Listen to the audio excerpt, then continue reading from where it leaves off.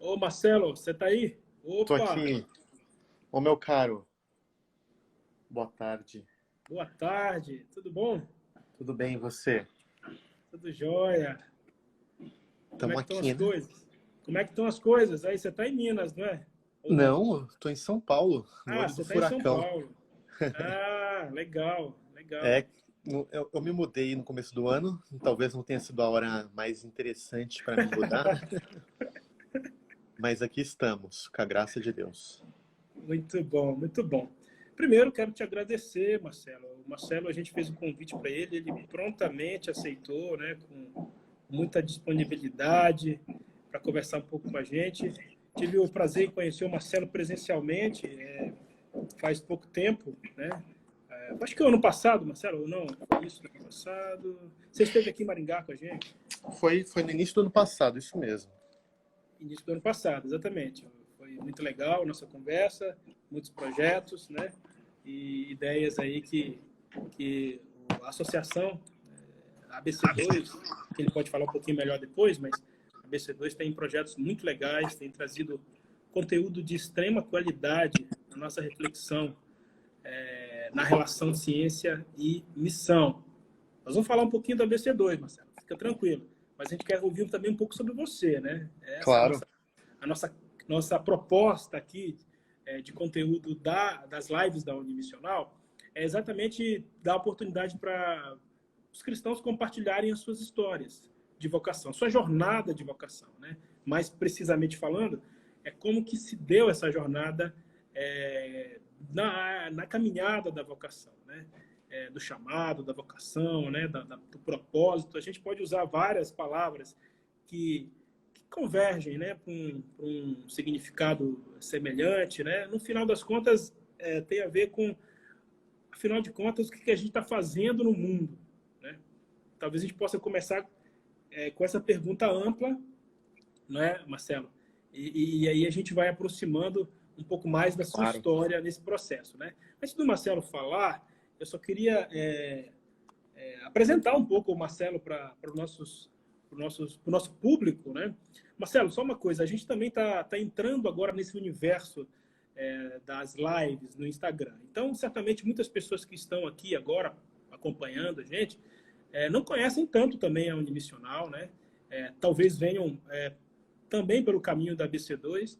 Então, é legal a gente falar um pouquinho sobre isso, né? A Unimissional eu vou falar um pouquinho mais tarde, mas, resumidamente, é uma proposta de uma plataforma de experiências que conjuga harmoniosamente a caminhada da graduação ou a pós-graduação, a caminhada profissional, a formação profissional e também uma formação missional, né? Uma formação de um propósito que integre, né, todo esse conhecimento aprendido academicamente e que faça sentido em todas as esferas da vida. Né? Não faça sentido só na academia, né? Só na profissão, só no emprego, mas faça sentido para a vida toda e mais ainda para a vida de todo mundo, né? Do máximo possível de pessoas que gerem impactos relevantes, impactos positivos. Né? Marcelo, você trabalha, tem a sua formação na área de economia, você tem a sua formação na área de filosofia e também na área de teologia. Pelo menos essas três assim são áreas que você está caminhando, tá fazendo a sua jornada, né? Digamos assim. Você juntou três coisas. Como é que é isso? Como é que é essa junção? Assim? O que isso te ajuda na busca do teu propósito? Muito bom, Lisandro. Primeiro, também quero dizer que, para mim, pessoalmente, é um prazer estar conversando com você aqui no canal da Unimissional.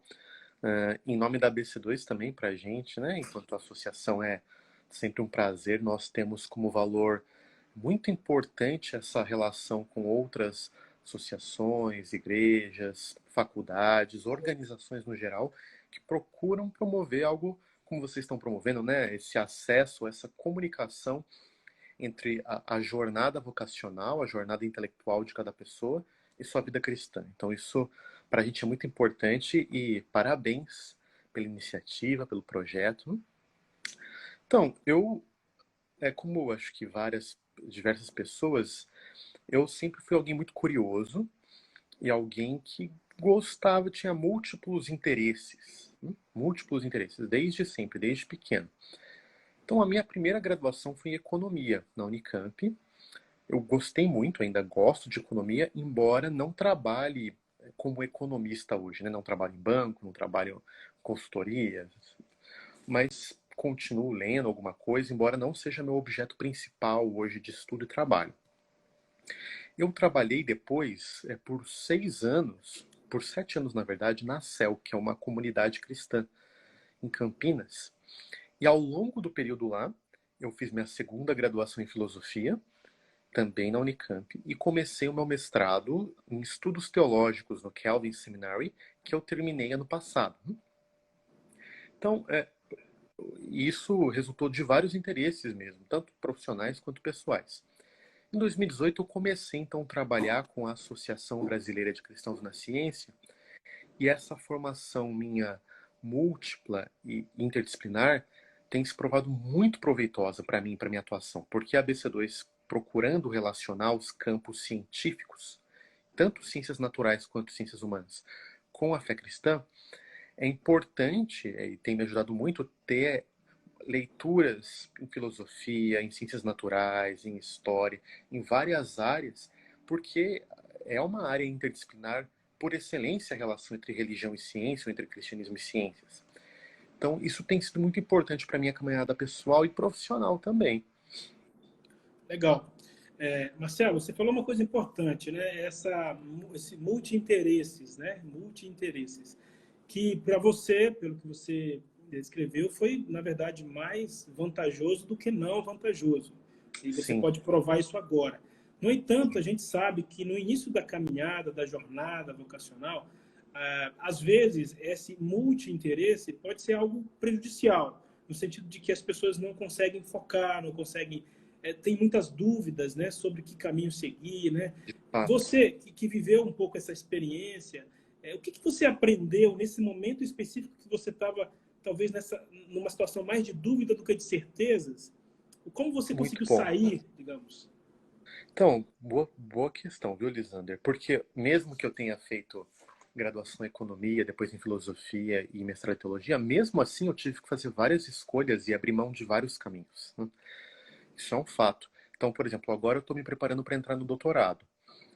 Eu, eu tive que fazer uma escolha. Eu estava entre fazer em filosofia ou em teologia. Decidi fazer em filosofia. Filosofia é um universo gigantesco dentro do qual tem muitos interesses, mas eu tive que escolher um caminho, vamos dizer assim, uma fatiazinha do universo gigante, porque eu creio nisso, né?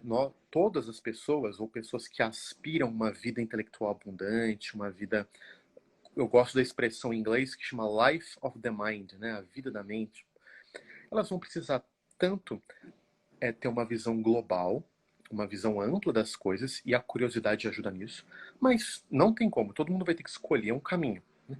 E vai ter que se especializar em um determinado recorte, que pode, em determinado momento, parecer frustrante você ter que abrir mão de tantos caminhos para escolher um. Mas a vida é assim, né? A gente escolhe um parceiro de caminhada, eu tenho minha esposa, eu tenho as minhas escolhas profissionais. Então a gente faz escolhas que, se por um lado significam uma renúncia de outras possibilidades, ao mesmo tempo significam que você vai poder aprofundar e se inteirar de uma determinada área, como é o caso que eu tenho feito hoje. Então, um exemplo. O universo da relação de fé e ciência é gigantesco, tá? Tem muitas áreas dentro desse universo que nós chamamos o diálogo entre religião e ciência. Muitas. Então, tem história das relações entre fé e ciência. Tem a questão da física formal, né? Como que pensar Big Bang, expansão do universo e visão cristã sobre a criação. Tem interpretação bíblica e teoria da evolução. Tem tecnologia. Então, tem filosofia da ciência. Então, tem tantas áreas, tantas áreas. É interessante, porque o meu trabalho eu preciso saber um pouco delas, mas eu tenho que escolher também, né? Eu vou ter que aprender com mais detalhe alguma área, e vão ter colegas e pessoas que vão se dedicar a outras. E nós juntos, como uma comunidade de conhecimento, ou o termo que eu gosto, uma comunidade de aprendizado, nós juntos vamos poder aprender uns com os outros e dar um testemunho público desse conhecimento também. E é legal você estar falando, porque, na verdade, essa dor, digamos, da escolha, não acontece só no início da sua jornada. Ela é contínua, né? Mesmo que você escolha uma determinada área, vamos dizer que você escolheu a filosofia, né? Como a sua área acadêmica. Nesse processo, você vai ter que fazer escolhas também dentro da área da filosofia, né? Perfeito. Então, assim, não tem como fugir do processo de escolha. E isso Não é tem. natural, isso é bom, isso amadurece, né? É E quais exatamente. são, assim, se você pudesse falar assim, uma coisa, um critério que para você é útil, é importante, é precioso no teu processo da dor da escolha? Olha, isso é uma questão muito difícil e fundamental, Lissander. Eu não sei se eu consigo elencar um critério para mim, eu posso dizer alguns, tá bom? Sim, sim. Então, tem uma junção, né? Então, por exemplo, claro, tem a questão do interesse. Interesse é importante, né? Então, você ter algum nível de interesse naquilo que você quer buscar. Agora, o que eu lembro para todo mundo, gente, o interesse nunca vai ser um interesse perfeito. Por quê? Porque Uhum. sempre vão ter outras áreas interessantes e no processo de você se deter em uma área específica, é normal, depois de um tempo, ter um desgaste, né? Ou um cansaço com aquela área. É necessário, então, um tipo de perseverança intelectual para, mesmo diante desse desgaste ou até tédio diante de um tema que você está parando, você continuar. Porque se você pular de um tema para outro toda vez que você ficar cansado, você nunca vai se especializar e nunca vai ter uma formação adequada em nenhum. Tá? Agora, junto com isso, eu tenho alguns critérios mais pragmáticos que ajudam. Por exemplo, mercado de trabalho. Eu não tenho uma visão super romântica, assim, segue plenamente seu coração, não se importa com a aplicação. Eu acho que esse é um discurso meio vazio e a gente tem que ter um encadeamento, né? Não ser só pragmático e nem ser só romântico, mas ter um casamento entre profundos interesses e possibilidades de atuação. Então, a, a área que eu estou decidindo fazer meu doutorado, por exemplo, ela é um casamento disso, né? Ela é uma área que eu gosto, mas também é uma área que tem crescido muito no mundo anglofônico, Estados Unidos e Inglaterra, e dentro da área daquilo que a gente chama de filosofia analítica, da religião e filosofia analítica no geral. Então, isso me ajudou a decidir. Eu tinha outras áreas que eu tinha talvez o mesmo interesse, né? Ou um interesse tão grande quanto. Mas esse fator pragmático ele me ajudou a arbitrar entre essas possibilidades. Legal. Gente, para quem está chegando agora, não pegou o início da nossa conversa, fazendo um pequeno resumo aqui do que a gente já conversou, né? O Marcelo, ele tem três formações diferentes, pelo menos, né? Fora as informais que provavelmente ele tem também aí, os interesses dele, né? Mas é na área de economia, filosofia e teologia. E está partindo agora para o doutorado na área de filosofia. E aí, por causa disso, a gente está conversando sobre esse drama, entre aspas, do multi-interesse, né? Muitos interesses de várias coisas, como isso é importante ao mesmo tempo, mas também é uma coisa que traz um pouco de angústia no processo da escolha, né? E é legal ouvir o Marcelo, porque a gente está entendendo que, na verdade, não existe apenas um momento em que você faz escolhas. Você faz escolhas o tempo todo na sua vida, inclusive na sua área da sua carreira, né? Na área da sua carreira de trabalho. E é importante você, então, criar, elencar critérios pessoais, né? Claro que isso é muito relativo, né? Mas critérios que ajudem você na tua caminhada, na tua escolha. E o Marcelo elencou pelo menos dois ou três aqui, que eu me lembro, né? Tem o grau de interesse, que isso é até meio natural, que vem com a pessoa, né? Também tem os fatores favoráveis no contexto em que você vai trabalhar naquela área, né? Seja o mercado de trabalho, seja oportunidades que vão surgindo. Por exemplo, a gente tem muitas profissões que estão nascendo, novas profissões, né? Então, você pode fazer essa análise, né, do momento que a gente está vivendo, né? E isso é importante, é muito importante. E não ter medo de fazer escolhas, né, Marcelo? Também isso aí é importante, não ter medo de fazer escolhas na sua caminhada. Talvez uma das coisas que eu percebo que mais paralisam as pessoas hoje é o medo de escolher. Porque, talvez isso soe um pouco forte, toda escolha é uma morte, né? Toda escolha é uma morte de mil outras possibilidades. Mas ela também, ao mesmo tempo, a escolha é você dar vida real, algo que só está em potência e atualizar aquilo, algo que só está na imaginação e virar realidade, algo que só está no campo das ideias e dar concretude para aquilo. Então a escolha tem essa dualidade que torna difícil, mas fundamental para a gente caminhar. Ô Marcelo, o Bruno Alo 7 pergunta qual o benefício de ser formado em multiáreas? Então, depende muito de quais áreas, né? Se eu fosse dar uma resposta meio genérica, o mundo hoje ele está mudando muito rápido e pessoas que têm facilidade de se adaptar a contextos diferentes, elas provavelmente vão estar mais aptas a conseguir um lugar no mercado, né? Pessoas de uma mente, não só formação, mas uma mente muito rígida, que não aceitam mudar de posição, Inflexível. vai ser difícil, porque o mundo muda muito rápido. Tem até estudos que dizem que em 2030, de 50% a 70% dos empregos não existem ainda. Olha que loucura. Então, eu diria, né? Agora, tomem cuidado, gente, porque não usem uma formação múltipla para fugir de uma formação profunda. Isso pode ser um engano. Então, não adianta você ter formações médias, medianas, em várias faculdades, mas nenhuma delas se aprofundou.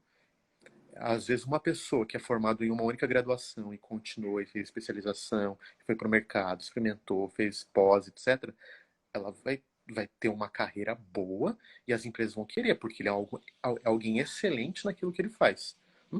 Então, a gente tem que conseguir um equilíbrio, de um lado, em ser bom ou nos dedicar apropriadamente a uma área, mas Aham. manter uma mente aberta e uma flexibilidade para aprender Sim. novas coisas. Legal, legal. Às vezes as pessoas confundem um pouco também, né, a qualidade da multi-interesse, multifunção com multitarefas, né? E aí é uma certa confusão, né? Porque uma coisa é você ser uma pessoa interessada e hábil em determinadas áreas. Outra coisa é você cair na ilusão de que você pode fazer muitas coisas ao mesmo tempo, né? Que na verdade Perfeito. vai cair no problema que você mesmo mencionou da falta de profundidade no que você está fazendo, né? Até tanto neurocientistas ou psicólogos cognitivos têm mostrado como essa ideia de multitasking, multitarefas, ela destrói nosso cérebro, né? Então tem uma falsa ideia de que a gente consegue fazer com qualidade. Assistir uma aula, mexer no WhatsApp, conversar com alguém, sei lá, ainda jogar um joguinho de celular. Estou exagerando aqui, mas de Mas acho fato, que não é exagero, não, hein? é, acho que as novas gerações, e eu também tenho uma dificuldade com isso, a nossa mente, muito pelas mídias nas quais a gente foi inserido, nós precisamos, para manter a atenção, de múltiplos estímulos. Mas todo mundo que quiser ter uma vida intelectual saudável vai ter que treinar concentração. Isso não é algo que a gente nasce. Pelo contrário, muitas vezes nós somos treinados a ser pessoas desatentas, a não conseguir ter foco. É um hábito que precisa treinar. Então, existem métodos. Eu não sei se você já ouviu falar, Alessandro, do método Pomodoro. Conhece? Já ouvi falar, mas explica aí para a turma. Não. Gente, isso não é uma normatividade, tem várias possibilidades, mas um método interessante chama Pomodoro, que funciona. Tem algumas variantes, mas assim, você estuda 25 minutos ou trabalha 25 minutos com atenção completa naquilo, e daí você tem 5 minutos de intervalo para fazer o que você quiser.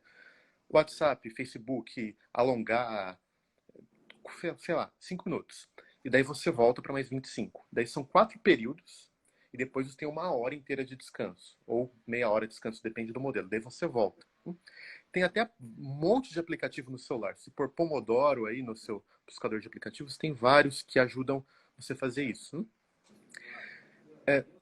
Eu não uso atualmente, eu já usei, acho legal. Tem amigos que usam até hoje, mas é um dos bons mecanismos para quem tem dificuldade em manter o foco. E você então pega isso como uma ajuda externa para se educar ou disciplinar, sabe? Eu acho que a gente precisa disso. A gente precisa disso. Legal, legal. A gente está conversando já há 25 minutos aqui, um pouquinho, e a gente está ouvindo um pouco a história do Marcelo, falando um pouco do processo dele de formação, das escolhas que ele fez, né? Trouxemos alguns temas muito legais, né? Um deles é essa questão da profundidade ou não profundidade nas coisas, como a gente precisa ter coragem para tomar decisões, né? Como a gente precisa ter também uma consciência das nossas limitações no que diz respeito a foco, né? De respeito à profundidade. Agora, Marcelo, nessa segunda parte, a parte final da nossa conversa, eu quero entrar mais agora diretamente no tema da vocação, né? você colocou alguns critérios bem práticos, né, nas suas escolhas, mas eu tenho certeza também que o principal critério que você adota, que você trabalha, é a sua consciência de chamado, a sua consciência de vocação, não é? E em que momento ela surgiu, assim, claramente na sua jornada vocacional? Então, essa é uma pergunta boa e delicada, né? Pelo seguinte, eu vejo muitos cristãos que eles esperam algum tipo de experiência mística profunda para direcionar sua área, um tipo de sonho, revelação, né? E eu creio que algumas pessoas têm esse tipo de experiência mesmo, tá? Então, não estou dizendo que não existe, existe para algumas pessoas. Não é o meu caso, né? E do caso de muitos amigos cristãos também não foi. É diferente disso um sutil discernir ao longo da sua jornada, que envolve você um autoconhecimento, ou seja, quais são os atributos que Deus me deu? Deixa eu olhar para a minha história, né? Para a minha formação, para os meus caminhos. Que Deus me deu minha história, então, ao longo desse caminho, quais foram as habilidades, as aptidões que eu pude desenvolver? Como isso pode se aplicar hoje?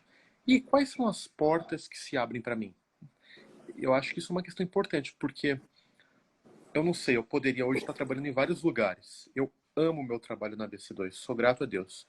Mas um dos motivos que eu tô lá é porque as portas lá se abriram para mim. Talvez se eu não tivesse tido o convite para trabalhar lá e um outro contexto muito diferente abrisse a porta, talvez eu estaria lá hoje. Então, Wesley, eu creio que tem esses vários fatores, mas assim, então, agora um perigo que eu alerto sempre, viu, Lissander, é que eu vejo muitas pessoas que têm um tipo de covardia ou letargia para tomar uma decisão e põe a culpa de que ainda não sei meu chamado. Isso é um perigo, porque, de novo, muitos de nós, e é o meu caso, a gente vai discernir o nosso chamado ao tomar decisões.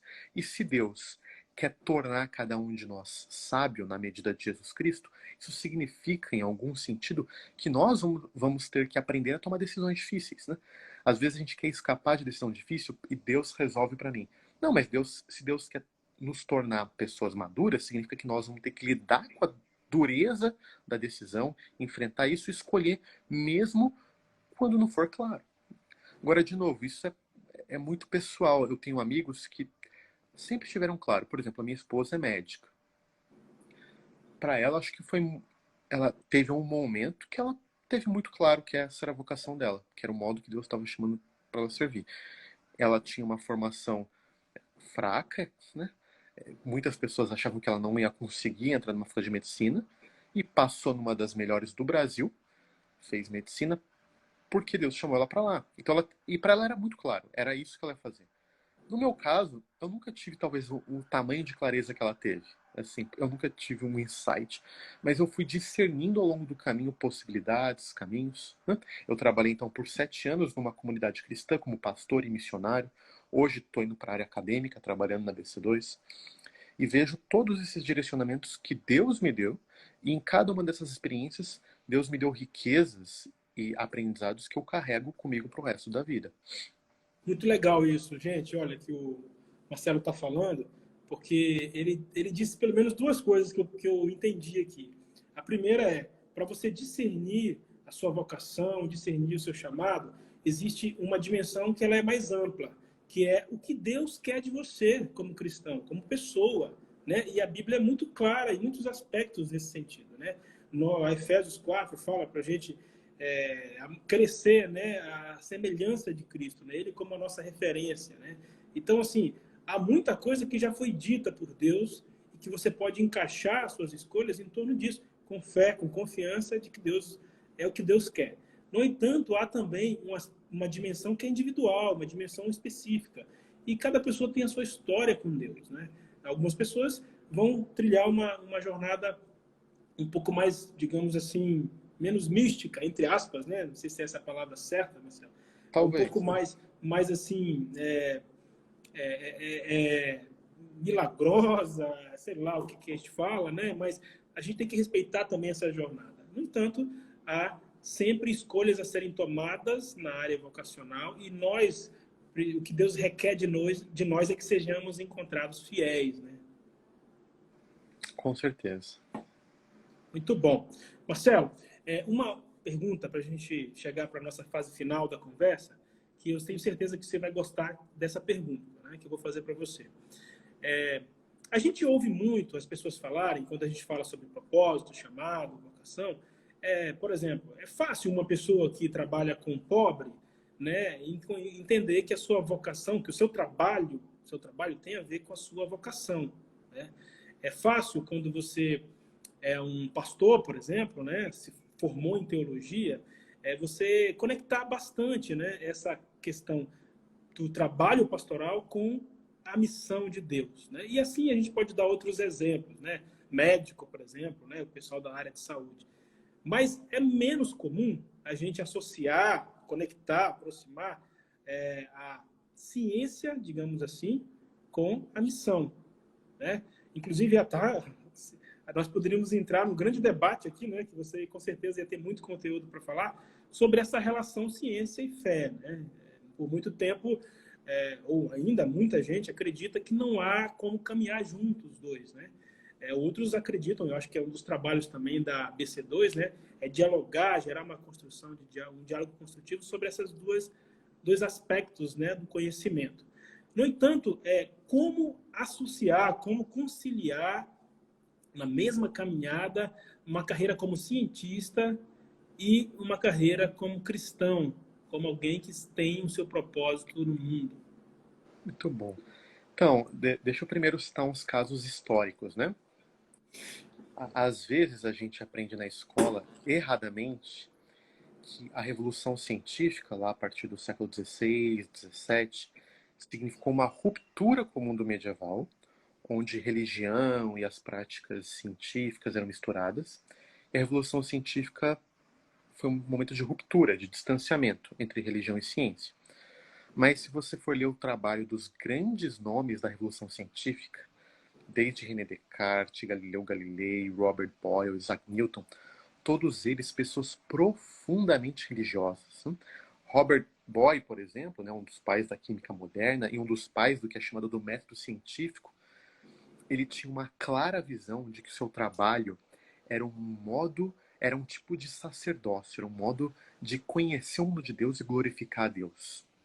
Então o insight se o mesmo Deus que inspirou os autores da Bíblia, que escreveu através de mãos humanas da Bíblia, é o mesmo autor do livro das obras da criação, a natureza, cabe a nós conhecer ambos os seus livros, tanto o livro da revelação quanto o livro da natureza.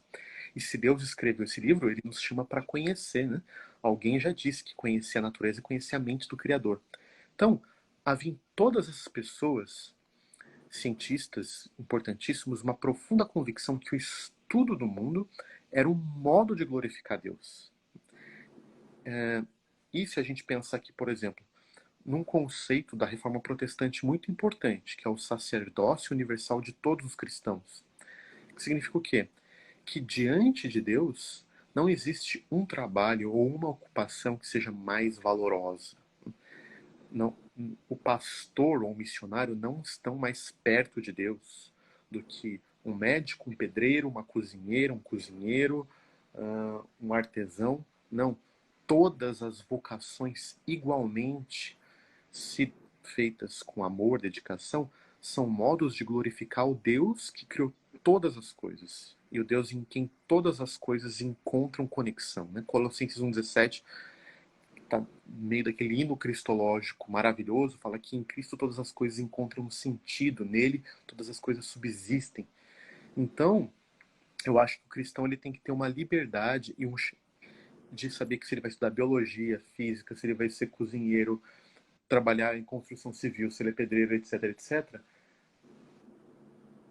Isso ele pode fazer para a glória de Deus, isso é muito importante. E as ciências, viu, Lisandro, particularmente pensa nisso, que a ciência moderna surgiu através do trabalho de cristãos. Surgiu porque cristãos compreenderam aquilo como um meio de honrar a Deus. E eu creio que eu vejo muitos cristãos com medo, né? Achar que ir para a ciência é uma coisa meio secular. Não, gente, não. Pode estudar física, biologia, química, sociologia, as mais diversas áreas científicas, nós precisamos, inclusive, de cristãos que ocupem esses espaços de modo adequado. Inclusive, Alessandra, a ABC2, Associação Brasileira de Cristãos na Ciência, né? Pessoal, a gente tem um site, entram só por no Google Cristãos na Ciência, ou cristãosnaciencia.org.br. A gente existe exatamente para auxiliar cristãos a navegar nesse mundo vocacional das áreas, das mais diversas ciências, para ajudar a nutrir e formar uma comunidade intelectual cristã, para ajudar a fazer essa ponte entre o mundo da academia e o mundo da igreja. Então, convido a todos que têm interesse a se aproximar da gente. Nós temos grupos locais em diversas cidades, muitas publicações, cursos online.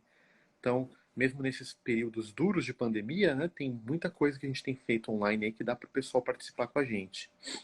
Legal. Ô Marcelo, uma questão também relacionada a isso que a gente está conversando é que muitos cristãos que têm sua formação em áreas que não são áreas eclesiásticas, digamos assim, eles fazem sua formação, eles estudam, fazem suas graduações, mas muitas vezes ele só consegue encontrar um sentido quando ele começa a fazer ações relacionadas à profissão dele, mas para a igreja, para a instituição religiosa, digamos assim, né? Então, vou dar um exemplo, né? Um advogado, né? Formou em advogado em direito e tal, atua, mas ele faz ali pela sobrevivência dele. E aí ele começa a encontrar, ele fala assim, então eu preciso fazer alguma coisa para a igreja. Então ele faz alguma coisa, ele ajuda, por exemplo, dar uma assessoria gratuita para a igreja, assessoria gratuita para os membros da igreja e tal. Isso é bem legal, mas será que isso é viver plenamente a vocação dele? Será que ele não teria também que atuar como sal e luz na profissão dele, independente da instituição religiosa? Acho que é exatamente isso, né? Então, é claro, todo cristão é chamado para servir a sua igreja. E claro, cada pessoa tem uma demanda de tempo, né? Então, mas pode ser ajudar no grupo pequeno, na célula, pode ser na montagem, na limpeza, ou usando, como você disse, o seu ofício para servir os irmãos. Isso é ótimo. Mas o segundo aspecto que você levantou é fundamental, de fato. Os cristãos são equipados para o mundo, para ser sal e luz no mundo. Então, exercendo nossa vocação com integridade, amor e com modo de refletir o reino de Deus, a gente está vivendo aquilo para o qual Deus nos chamou, de fato. É isso mesmo. Muito bom. Bem, a gente está chegando ao final da nossa live aqui com o Marcelo. A gente conversou bastante já sobre a jornada vocacional dele, os desafios de escolhas que ele teve. Ele trouxe para a gente alguns critérios muito práticos e importantes, né, sobre como ele tomou decisões na vida dele. Falou também um pouco mais especialmente do seu critério vocacional, digamos assim, né, como ele discerniu a sua vocação, principalmente ligando ao que Deus já falou na Bíblia, né, de modo geral, mas também o que Deus fala continuamente com a gente, nas nossas decisões. E principalmente quando a gente tem a coragem de tomar as decisões. Né? Não que venha uma coisa pronta já, mas a gente precisa fazer as escolhas e tomar as decisões e assim a gente ouvir Deus. O Marcelo também falou um pouquinho sobre essa relação de ser cientista e ser um cristão, né? Então, que é uma discussão histórica, né? Que nunca vai acabar, mas considerando que ambas são importantes, né? Elas não são inimigas, né? São amigas em busca da verdade que Deus já revelou, né? Que Deus tem mostrado para esse mundo existir, né? Para que o mundo se torne melhor. E também conversamos um pouco do desafio que é para o cristão, na sua profissão, ser sal e luz na sua profissão, não somente na sua igreja local, que é também muito importante, mas não somente na sua igreja local. Marcelo, nesse finalzinho agora da nossa conversa, eu queria que você falasse um pouquinho sobre a BC2. Como que você chegou até ela, né? Por que você resolveu trabalhar com a BC2? E a gente coloca aí o link para as pessoas também acompanharem um pouco, né, o trabalho. Então, de alguma forma, eu estou envolvido com a BC2 antes da BC2 existir. A BC2, ela foi fundada em 2016, mas ela começou com um projeto em 2015, né? Agora, de alguma forma, eu tenho ouvido desde o seu início, porque quem são hoje o presidente e o vice-presidente da BC2? Nosso presidente é o professor Roberto Covolan, que é físico da Unicamp, o vice-presidente é o Guilherme de Carvalho. Eu tive a oportunidade de apresentar um ao outro, lá em 2013, né? Num evento na CEL, em Campinas. Então, de algum modo, eu tô, assim, vi isso começar, participei do sonho de ver no Brasil uma associação brasileira de cristãos na ciência. E assim, acho que para todo mundo que é envolvido com a BC2, a gente se assusta em ver o que Deus tem feito. Como ela cresceu muito além assim do que a gente previa. E graças a Deus a gente tem vários braços de atuação hoje, né? Então, por exemplo, a gente o coração talvez da BC2 sejam os nossos grupos locais.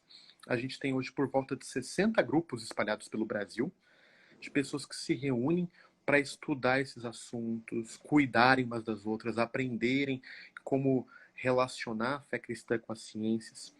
E, pessoal, todo mundo que quiser participar, entra no nosso site, entra em contato, tá bom? Que os grupos continuam se encontrando virtualmente durante a quarentena e a pandemia, os grupos não pararam, só mudaram de encontros presenciais para encontros virtuais. Mas a gente também tem uma vida muito ativa nas mídias sociais. A gente tem uma parceria com o Bibo para gravar BTcasts, vários episódios gravados. A gente tem canal de YouTube com videologs. Nós temos cursos. A gente tem muito livro traduzido. Então nós temos várias áreas de atuação, mas todas elas convergem para auxiliar a fundar no Brasil uma comunidade intelectual cristã, de cristãos que vão ser capazes de ocuparem as mais diversas posições da cultura e da vida intelectual brasileira e ser sal e luz lá, né? Como a gente estava conversando. Então eu convido todo mundo que tem interesse, né, a nos seguir nas nossas mídias sociais. A gente está fazendo seminários online também, que dá para o pessoal aí que está em casa participar. Tem muita gente participando, tá muito legal. E assim o pessoal vai poder aprender e ver mais de pertinho, né, aquilo que a gente tem feito. Muito legal, Marcelo. Só para o pessoal anotar aí, ó, é cristãosnaciencia.org.br. É o site da ABC2. Isso mesmo. cristãosnaciencia.org.br. Marcelo, para terminar, você também tem um trabalho na área de editoria, como editor de livros, tradutor também ou não? Eu faço traduções, mas o meu trabalho mais constante é como editor. Legal. E o que é isso? Fala pra gente, o que é? Não, então, quando a gente vai ter um processo de traduzir um livro, são várias etapas. Então, você precisa ter a negociação com com a editora original, a escolha do tradutor, dos revisores, a produção de capa, etc, etc. E o editor ele precisa acompanhar cada uma dessas etapas e é ele que garante que a tradução e a obra final é boa. Então, ele que tem a mão, ele para ver se a tradução tá boa, tudo que precisa ser modificado, acompanhar as etapas, né? Então eu tive esse trabalho junto com a série que a gente lançou na Ultimato. E agora eu sou um editor assistente com uma série que nós estamos trabalhando junto com a Thomas Nelson Brasil. O editor da Thomas Nelson é meu amigo André Lodos, pessoa incrível, assim, tanto como um coração enorme, como extremamente competente. Aprendo muito, inclusive, da prática editorial com ele. E então tenho trabalhado aí para séries novas de livros sobre fé e ciência.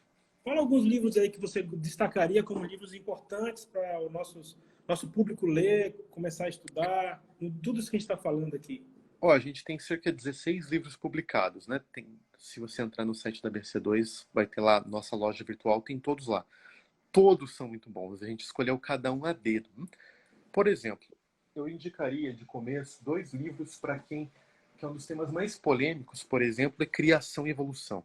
Então, esse livro é um livraço que chama A Origem, 4 visões cristãs sobre criação, evolução e design inteligente. Esse livro do Dennis Alexander, Criação ou Evolução, Precisamos Escolher? Livros muito importantes. Um dos meus livros favoritos, se eu posso dizer assim, é o livro do Peter Harrison, que chama Territórios da Ciência e da Religião. Ele reconta a história, desde a Grécia Antiga até a ciência moderna, de como ciência e religião se relacionaram.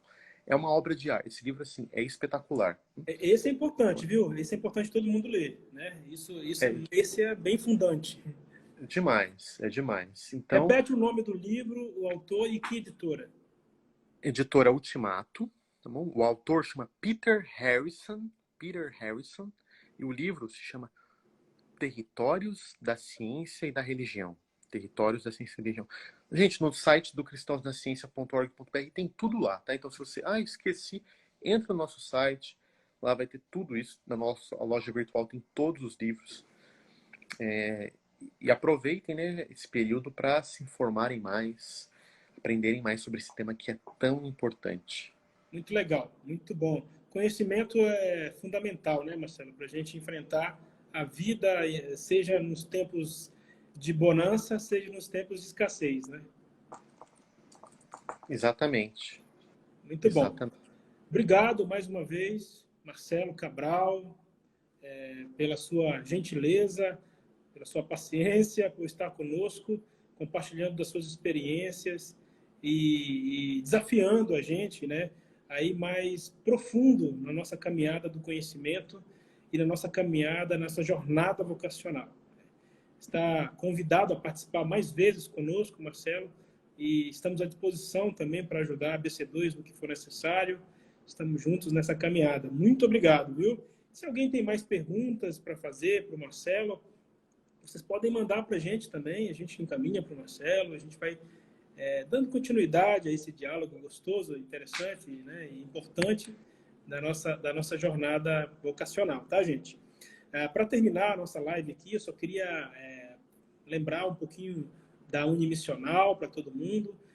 A gente começou já esse ano, é um projeto que tem sido estudado já desde faz uns 3 anos, e a ideia principal da Unimissional é unir missão e profissão numa proposta bem prática de formação, né? Sem dicotomias, que é o que a gente tem conversado aqui, a gente conversou com o Marcelo. Não há dicotomias, né, na busca desse conhecimento e na compreensão do chamado que Deus dá para a gente. E a Unimissional é uma proposta real. A gente já tem uma turma funcionando aqui em Maringá, na Unicesumar, em que as pessoas podem fazer a sua graduação ou pós-graduação e, ao mesmo tempo, tudo junto, ter uma formação missional, né? Uma formação em que ele entenda o seu papel mais amplo possível nesse mundo. Visite o nosso site, unimissional.org.br. Se você errar e colocar o .com.br, também vai chegar no mesmo lugar. E acompanhe a gente nas nossas lives, que a gente tem feito regularmente.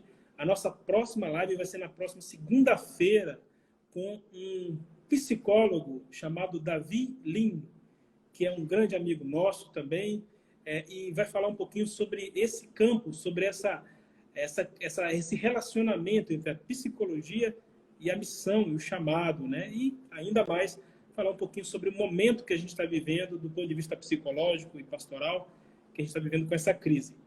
Muito obrigado a todos que participaram, todos que nos deram a honra da sua atenção, da sua companhia virtual, e continue com a gente, acompanhando os nossos posts, as nossas stories, e fique à vontade para entrar em contato com a gente. Mais uma vez, obrigado, Marcelo. Fica com Deus. Deus te abençoe a todos aí. Um abraço a todo mundo. Um abração, gente. Fiquem com Deus.